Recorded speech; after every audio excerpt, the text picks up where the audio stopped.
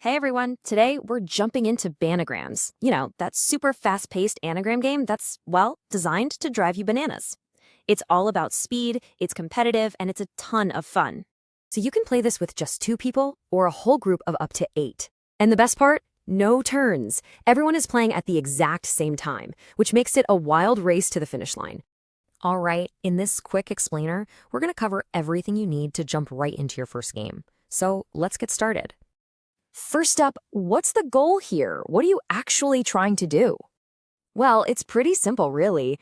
Your goal is to be the very first person to use up every single one of your letter tiles by building your own personal crossword grid. And trust me, speed is absolutely everything in this game. All right, so how do you get this thing set up? It's super easy. Step 1, just dump all 144 of those letter tiles onto the table and make sure they're all face down. This big pile in the middle, that's called the bunch. Then, everybody grabs their starting tiles. But, and this is important, keep them face down for now. Now, how many tiles you take depends on how many people are playing.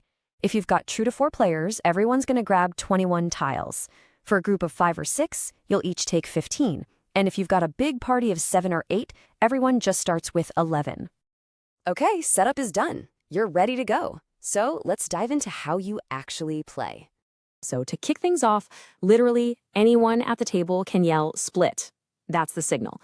The second you hear it, everybody flips their tiles over at the same time. And just like that, the race is on. And this is where the fun chaos begins. Remember, there are no turns in Bananagrams. It's a free-for-all. Everyone's building their own grid all at once. So you're making your own little crossword puzzle. A few ground rules. All your words have to connect, and they have to read left to right or top to bottom, just like a normal crossword. Now, here's a huge tip. You can totally tear up and rearrange your grade whenever you want. Get a new idea? Go for it. Just make sure you're not using any proper nouns or abbreviations. Okay, what happens when you use up all your tiles? You yell, peel! And when you do that, everybody, including you, has to take one more tile from the bunch. It's a really cool mechanic that keeps the pressure on, forcing you to constantly adapt to new letters. But what if you get stuck? You know, you've got a Q, but there's no U in sight. Well, you have an out. At any point, you can yell, dump. You get to put that one tricky tile back into the bunch, face down, of course. The catch? You have to take 3 new tiles in its place. So it's a trade-off, a very strategic one. So you're peeling, you're dumping, you're building your grid. But how does this all end? How do you win? Let's talk about the endgame. The endgame officially starts when the pile of tiles in the bunch gets low, specifically when there are fewer tiles left than there are players in the game. Once that happens, no more peeling. It's the final sprint to the finish.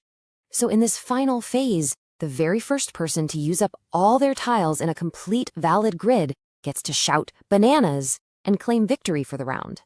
But wait a second, it's not quite over. Before they can be crowned the winner, their grid has to be checked by everyone else to make sure all the words are actually real. This is where the infamous rotten banana rule comes in. If the group finds any mistakes in the winner's grid, we're talking misspelled words, abbreviations, proper nouns, anything like that, that player is declared a rotten banana. They're out of the round, all their tiles get mixed back into the bunch, and the game keeps going for everybody else. So yeah, the takeaway here is double check your spelling. Okay, before you go, I've got one quick tip for you. This should really help you out in your first couple of games. Right after you shout split and flip your tiles, take a second and try to find the longest word you can possibly make. If you start your grid with a long word, it just gives you so many more hooks and opportunities to build off of later. It's a great way to start. And that's really all there is to it. You now know everything you need to play your first game of Bananagrams. So go on, get playing, and find out who's going to be the top banana in your group.